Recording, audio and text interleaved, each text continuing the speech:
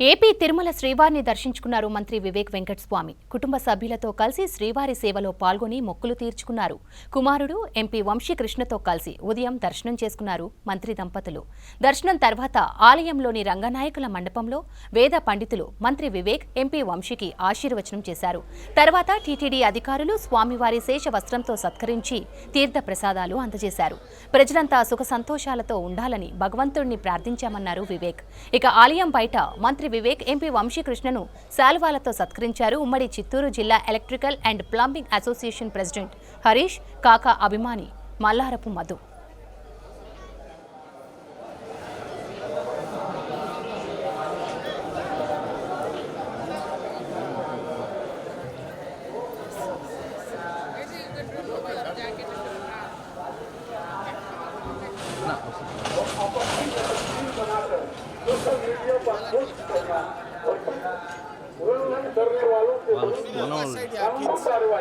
விதிமுறைகளை மீறினால் சட்டப்படி நடவடிக்கை எடுக்கப்படும் என திருமலை திருப்பதி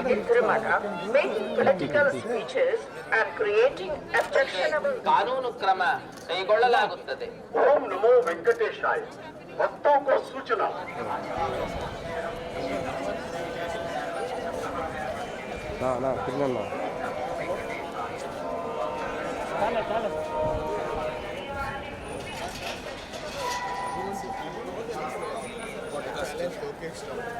Seeing what?